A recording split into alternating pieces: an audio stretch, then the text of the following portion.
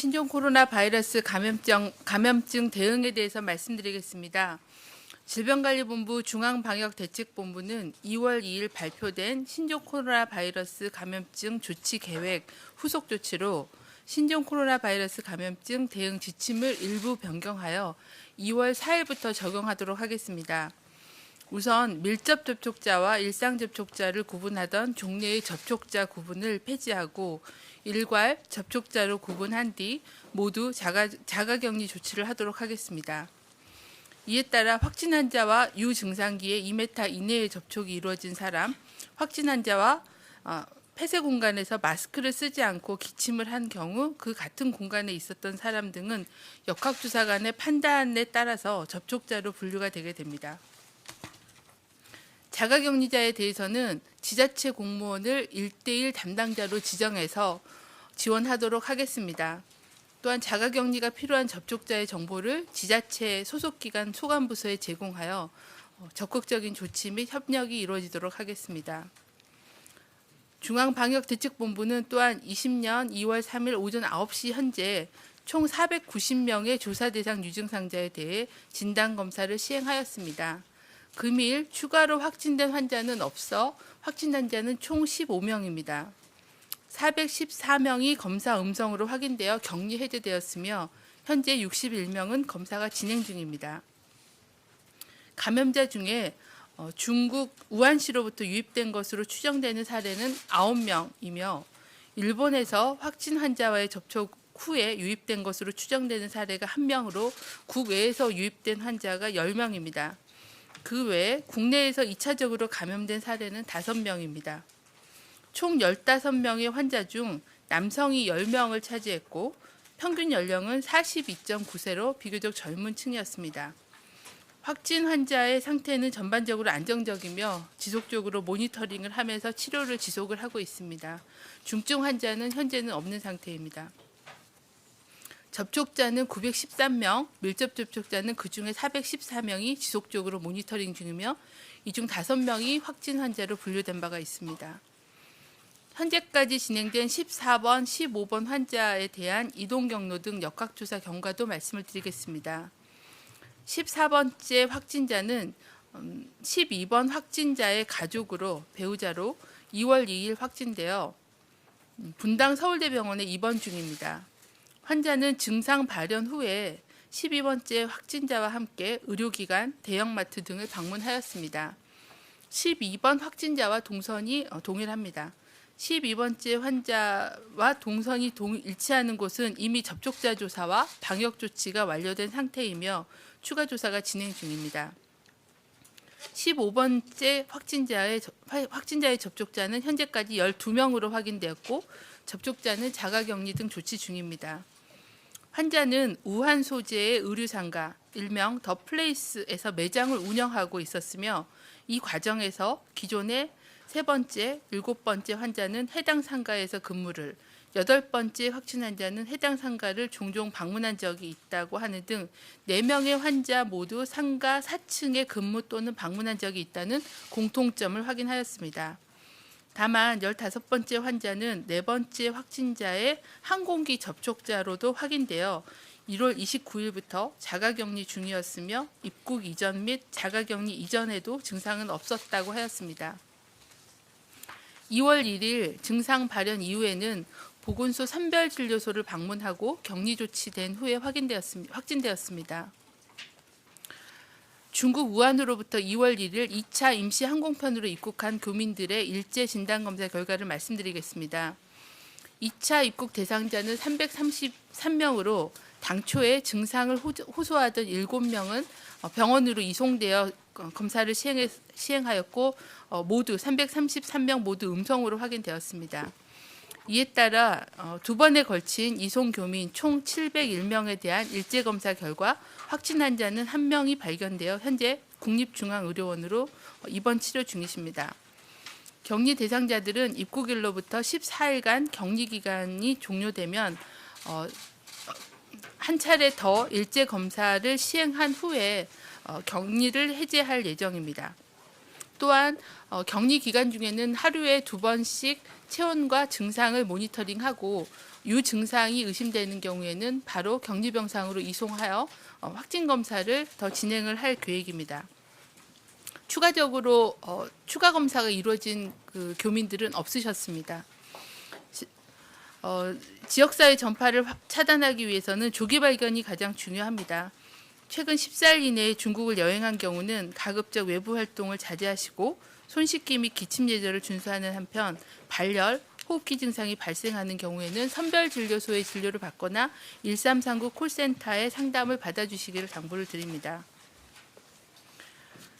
최근 14일 이내에 중국 우한시 더 플레이스 상가에서 근무 또는 방문한 적이 있으신 분은 있으신 분 중에 감염이 의심되는 분은 가까운 선별진료소를 통해 신고해 주실 것을 당부드립니다.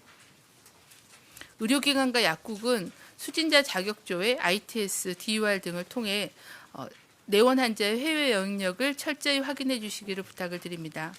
일반 국민들께서도 손 씻기와 기침 예절 준수 등 일상생활에서의 감염병 예방 수칙을 지켜주실 것을 당부를 드립니다. 이상입니다. 네, 질의 답변에 앞서서 금일 브리핑 자료는 14시 기준의 자료이며 추가 역학조사 등에 따라서 수정 보완될 수 있음을 먼저 말씀드립니다. 그럼 질의 있으신 기자님들 손들어 주시면 순서대로 진행하겠습니다. 먼저. 네.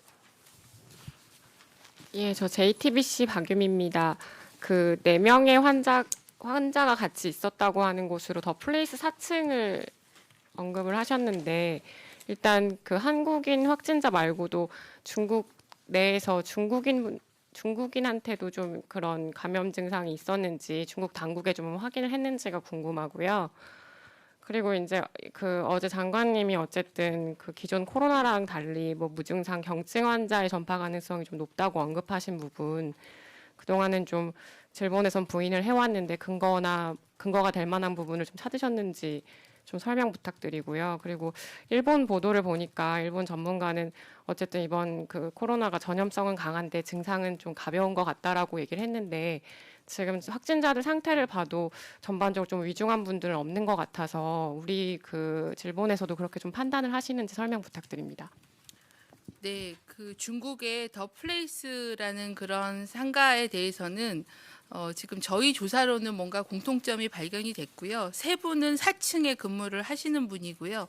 한 분은 1층에서 근무를 하시는데 주로 4, 5층 화장실을 이용하셨다 그래서 공통된 연간 분모가 일단은 4층이고 더 넓게 보면 그 더 플레이스라는 그런 공간적인 확인입니다. 우한시에서 입국하여 확인된 환자 9명 중에 4명이 이제 공통된 장소에서 근무를 하셨기 때문에 이 부분에 대해서는 저희가 중국하고 협조해서 계속 조사가 진행 중인데 그렇게 중국 당부가 이렇게 세부적인 공간에 대한 노출력까지의 정보를 갖고 있지는 않습니다. 그래서 저희는 입국하신 교민분들을 중심으로 해서 상인회 그리고 총영사관을 통해서 계속 이 사항에 대한 것을 공지하였고 지속적으로 여기하고 관련된 분들에 대한 관리와 검사와 그런 것들을 진행하도록 하겠습니다. 그 두 번째 질문은 무증상 시기의 감염력에 대한 부분을 말씀하셨는데 우리나라의 확진 사례들은 대부분 초기에 발견된 사례들이 굉장히 많습니다. 근데 저희가 15분을 다 모셔서 입원 치료를 해본 결과 처음에는 그런 그 기침이나 뭐 이런 증상이었다가 조금씩 이제 폐렴이 진행되는 게 나타나는 특징들이 있고요. X선상에 잘 안 보이던 폐렴에 CT를 찍어보면 나오기도 하고 또 그러다가 진행이 되기도 하고 그래서 저희가 그런 무증상에 대한 감염력은 아직은 더 많은 근거들이 좀 쌓여야 되지만 독일의 사례나 뭐 다른 나라의 사례들의 보고들에 의하면 가능성이 있다라고 제기를 하기 때문에 그리고 무증상기에 감염력이 있다고 하면 저희는 입국 금지가 이제 가장 주요한 그런 조치라고 판단이 돼서 현재 가장 위험이 그 환자가 많이 생기고 있는 후베이성을 중심으로 해서 점차 확대 나가는 그런 계획을 정부에서 만든 겁니다. 그리고 현재 질병의 특성에 대해서는 저희가 한번 저희 환자 15명의 환자의 특성을 좀 그 입원 치료하시는 그 전문가 선생님들을 한번 모실 기회를 만들려고 합니다. 제가 들은 바로는 호흡기 증상과 폐렴이 X선상에 나타나는 폐렴의 증상은 훨씬 심각한데 환자들은 그렇게 증상을 많이 호흡기 증상을 호소하거나 심하지는 않다라는 그런 말씀을 주셔서 15사례에 대한 임상적인 특징을 좀 정리해서 한번 중간 보고를 드리는 그런 시간을 갖도록 하겠습니다. 아직은 이 신종 코로나 바이러스 감염증이 아시다시피 신종이기 때문에 밝혀져야 될 그런 부분들이 많다. 하지만 안전하게 방역을 하기 위해서는 현재까지 나와 있는 일부의 근거를 기준으로 해서 좀 더 안전한 접근들을 하기 위한 조치라고 보시면 될 것 같습니다. 네. 그럼 다음 질문 있으신 기자님, 네, 임재 기자님. 네, 유시스 임재희 기자입니다. 그 대응 지침을 내일부터 적용하신다고 했는데 그 사례정의 관련해 가지고요. 이제 중국에서 입국하신 분들은 발열이나 기침 등 증상이 있으면 검사를 받을 수 있게 한다고 돼 있는데 그거는 정확히 어떻게 정리가 되는지 궁금합니다. 네, 저희가 내일 지침을 개정하는 거는 접촉자 관리 방법에 대해서 일단 변경을 해서 하나로 통합해서 자가격리하는 거와 1대1 담당자를 선정해서 좀 더 집중 관리하겠다는 내용은 내일부터 적용이 되는 거고요. 사례 정의를 개정하는 부분은 현재 전문가들하고 사례 정의에 대한 논의를 하고 있습니다. 근데 이 사례 정의를 변경을 해서 좀 더 확대를 하려면 검사나 이런 것들이 지원이 돼야 가능한 부분들이 조금 있습니다. 그래서 그 검사법이 이제 민간에서 사용할 수 있는 검사의 시기를 저희가 2월 초, 2월 5일 이렇게 말씀드린 적이 있는데 현재 그 검사 시약에 대한 평가가 계속 진행 중에서 오늘 그게 아마 종료가 되고 오늘 식약처에서 긴급 사용 승인에 대한 허가 절차가 진행되고 있어서 저희가 2월 7일 정도에 검사가 확대되는 걸로 그렇게 준비를 하고 있습니다. 그래서 그 시기에 맞춰서 사례 정의에 대한 거 그리고 또 접촉자의 정의에 대한 거 이런 부분들은 그간에 알려진 그런 정보들을 정리해서 전문가들과의 협의를 거쳐서 개정하는 것을 진행 중에 있습니다. 예상은 2월 7일로 하고 있고요. 아마 협의나 허가 과정에서 조금의 그런 상황 변화가 있을 수는 있습니다. 네, 세종에서 두 분 질문 더 받고 서울로 넘어가겠습니다. 그럼 먼저 하시고. 네, SBS 박광민입니다. 그 진단 키트 관련해서 좀 여쭤볼게요. 이게 아까 11시 브리핑에서 이번 주 내로 보급이 될 거다, 이제 허가가 될 거다라고 했는데 언제쯤으로 정확히 보시는지 궁금하고 그 이게 실제로 긴급 사용 허가를 받으면 의료기관에서 실제 검사를 하는 거지 개인이 뭐 구매해서 이걸 개인이 검사하거나 할 수는 없는 건지 그거 좀 궁금하고요. 이 진단 키트 사용 방법 같은 거 좀 설명해 주실 수 있는지 실제 일선에서 이런 사용법을 잘 몰라서 진단을 하지 못한다는 그런 얘기도 들은 게 있는 것 같아서 혹시 네. 좀 설명해 주실 수 있는지 그것도 궁금하고요. 마지막으로 요 진단 키트의 어떤 물량이 부족하다 이런 부분에 대해서 이런 지적이 있는데 어느 정도 상황인지 그리고 어떻게 대응할 수 있는 건지 좀 설명 부탁드립니다. 지금 이제 좀 전에 설명드린 것처럼 진단 키트라고 해서 약간 오해가 있으신 것 같습니다. 저희가 인플루엔자 신속 검사 키트나 임신 반응 검사 키트처럼 본인이 그거를 이렇게 하거나 바로 그 자리에서 결과가 나오는 그런 키트 신속 진단법하고 조금 혼동하실 수는 있는데 저희가 지금 만들고 있는 거는 PCR 장비에 쓰는 씨앗 키트를 얘기를 하는 겁니다. 그래서 거기에 적합하게 만드는 거고 그 씨앗에 대한 질평가, 품질 평가를 지금 진행 중에 있는 겁니다. 그래서 이 검사를 하는 거는 민간 개인이 그 검사를 하거나 의료기관에서 그거를 직접 하거나 그러기는 신속 진단 키트는 아니고 PCR 진단 씨앗 키트를 개발한다 해서